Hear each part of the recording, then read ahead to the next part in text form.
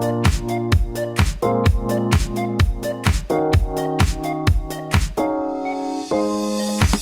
how's it going guys? This is Dave 2D and this is my review of the iPad Pro. So when this product was first announced in September, I think the question that was on everyone's mind was who is this product for? Because it's not as powerful as like a laptop, like a MacBook Pro, and it's a really large tablet. So who can actually use this thing as a daily device? So I picked up a few of them. I've used mine for a little bit over a week. Here are my thoughts. All right, quick unboxing here. You open up the box, you get the iPad Pro, pamphlets, lightning cable, and a 12-watt wall plug.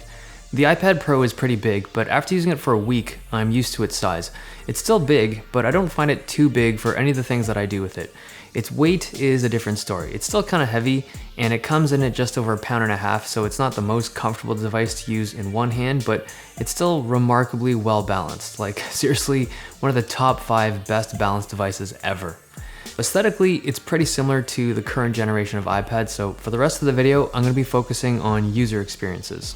So for this section of the video, I'm going to loosely define work as work that isn't creative work. Things like emails, working with the Microsoft Office suite, or basically anything that people do on a laptop for a regular desk job. So the keyboard I chose is the Logitech Create. It's a little bulky, but I prefer the typing experience on this keyboard over the Apple keyboard.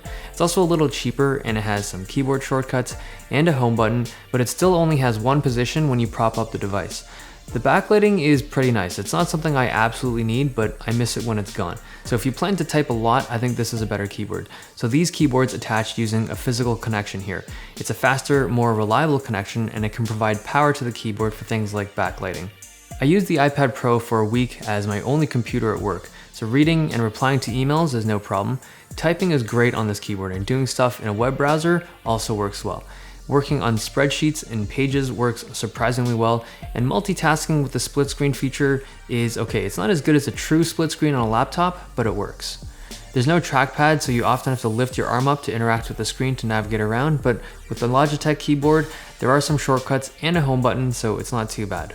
Now, typing with the device on my lap was not a good experience. I think it kind of stems from the keyboard cover only having one position of tilt, but yeah, I couldn't type on it comfortably. But if you really want to use the iPad Pro as like a laptop replacement for work, you can probably do it if you have really light computer needs, but you're making a bunch of sacrifices and you'll likely be more productive using just a regular laptop. The second scenario I wanted to look at was using the iPad Pro as a laptop replacement for students. So with the Logitech keyboard case and the pencil, the whole package is around 3 pounds. If you use the Apple keyboard, it's a little lighter, but it's still not a particularly lightweight package. There are definitely lighter options for students. I've used a lot of stylus products out there, and the Apple Pencil is my favorite to work with, but it's not perfect. For one, I don't like how it charges. It charges using the lightning port, and when you do, the pencil is kind of forced up on an angle like this. It doesn't put too much stress on the connector, but it's still kind of unsettling, right? You can also charge it using the regular lightning cable if you use the included adapter, but this thing is super small and I'm probably gonna lose mine in a week. Fortunately, it does charge quickly, so you only have to keep it in a weird position for a bit. And other iOS devices with a lightning port will also charge the pencil. And it also doubles as a terrible selfie stick if you need one. And after using the new Surface Pen so much, I kind of miss that eraser on the back. And lastly, I really noticed the lack of a storage area for the pencil. So I tend to lose pens and pencils really easily, and I need to be extra careful, but the idea of losing a $100 pencil sucks. You just gotta remember to be careful with this thing. Now, despite these issues, this pencil writes and draws really well. Like the pen functions really well with the Notes app, and taking handwritten notes is fast, and it's easy to set up split screen for note taking while having a website open for like a course syllabus or maybe some kind of reference, but not every app allows split screen like this. So if you have a specific app that you're using for reference, like an anatomy app or something, you may not be able to do split screen notes if the developer hasn't implemented it yet.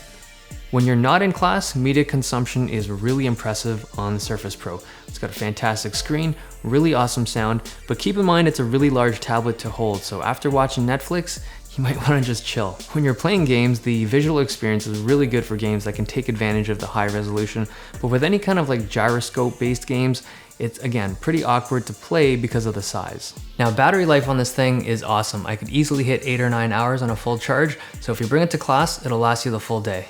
So the bottom line is this: for students, yeah, you could replace your laptop with the iPad Pro if you really wanted to, but it wouldn't be my first choice. Like if you want a device with a stylus input for school, I'd recommend the Surface Pro over the iPad Pro, mostly for flexibility. Like if you ever need to use your device with a projector or share a file with someone with a USB key or something, it's going to be a lot easier on a Surface product than the iPad Pro.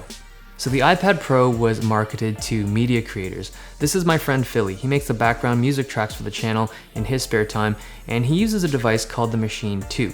Recently, the company launched an app for iOS called iMachine 2, and I got FILI to come over and play with a new app on the iPad Pro. So he uses it on his phone, but the first thing he commented on was that the larger screen size was awesome. Like it's just really nice for more accurate inputs and just seeing what you're doing because everything's more spacious.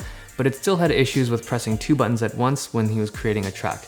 But the best thing to him were the speakers. These speakers are loud and surprisingly good. Obviously not as good as a quality external speaker, but noticeably better than any iPad before. So it's got 4 speakers that adjust their output based on the orientation of the iPad. So FILI spent 40 minutes making the track that you're listening to right now, and he really liked the experience. It's not as good as the real physical Machine 2, but this is super portable and a lot of fun.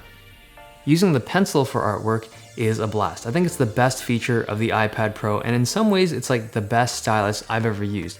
Most pen input devices have a very unnatural taper to the tip, but the Apple Pencil has a similar taper to a regular pencil, and it feels more natural when you use it, especially when you're shading. It's not identical to shading with an actual pencil, but it's a really good simulation, and no other stylus feels like this. So my mom came over to visit, and just out of curiosity, I got her to try the pencil, and this is someone who's literally never used any kind of digital drawing device before, and she picked it up really easily and enjoyed it a lot. There's still some lag when you're drawing. It's not really noticeable in the Apple Notes app, but when you use something like Adobe Sketch, there is some lag. Almost unnoticeable, but it's there. Now, a friend of mine drew a couple things, and when you're using the brush, it's a lot of fun. Now, it's super cool to see something like this on an iPad, but it's a very similar drawing experience to the current Surface lineup. The 12.9-inch screen is gorgeous. It's super high res at 2732 by 2048, so it's got great color accuracy and viewing angles. So with a great screen like this and a really well implemented pencil, the hardware is perfect for photo editing, at least light photo editing. See, with a name like the iPad Pro, having that Pro moniker implies use by professionals, so people who create media to make a living. And the hardware is Pro status. It's powerful and it's built really well, but in order for hardware to be used as a tool by professionals, the software has to be just as good. And right now, it's not. A lot of the apps feel really limited, and it holds the iPad Pro back from being used by professionals. It gives you portability and it's a fun device, but for most media professionals, it's probably not worth it to drop $1,000 to use a gimped version of a program that you already have on your desktop. See, I can't even make this YouTube video that you're watching right now on the iPad Pro, at least not efficiently. And if app or game development is your thing, there's no Xcode app for iOS, so there's no easy way to code on the iPad Pro unless you're like super hardcore and you just want to use a text editor. But this really is just the beginning for the iPad Pro, and I think over time developers will put in the effort to make some really cool apps, but in the meantime there's still a lot of cool stuff you can do on it.